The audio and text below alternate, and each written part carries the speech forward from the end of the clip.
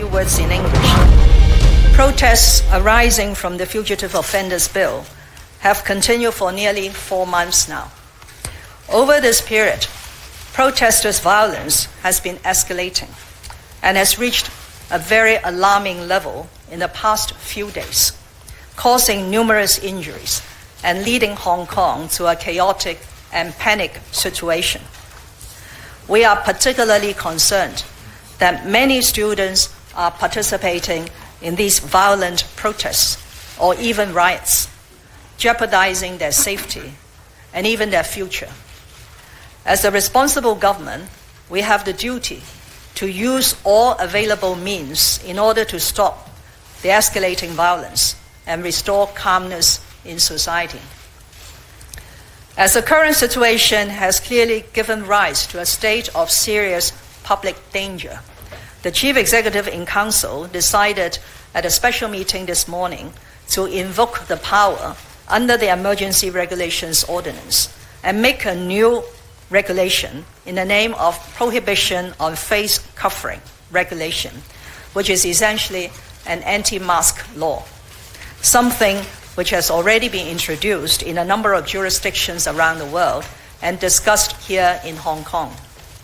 We believe that the new law will create a deterrent effect against masked violent protesters and rioters, and will assist the police in its law enforcement. The Secretary for Security will later explain in greater details the provisions, and the Secretary for Justice will speak on the legal matters. I would like to emphasize that the decision to invoke the Emergency Regulations Ordinance is a difficult but also a necessary one for public interest. Let me make 4 points in conclusion.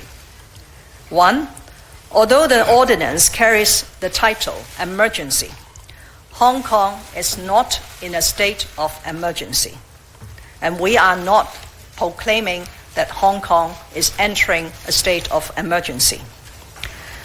But we are indeed in an occasion of serious danger, which is a stated condition in the Emergency Regulations Ordinance for the Chief Executive in Council to exercise certain powers. And I would say that we are now in rather extensive and serious public danger. It is essential for us to stop violence and restore calmness in society as soon as possible. We hope that the new legislation can help us to achieve this objective. The second point I want to make is the objective of this regulation is to end violence and restore order. And I believe this is now the broad consensus of Hong Kong people. The third point is this regulation targets rioters or those resort to violence. That's why the regulation contains defense and exemptions to cater for legitimate needs to wear a mask, and we believe that by so doing, we have struck the necessary balance. Fourth, the regulation is a piece of subsidiary legislation subject to negative vetting. So when Legislative Council resumes on the 16th of October, the regulation will be tabled in the Legislative Council for members' discussion. Finally, let me reiterate that I and my principal officials will continue our dialogue with the public, for it is the best way to find solutions to some of the deep-seated social problems in Hong Kong and to allow Hong Kong to move forward.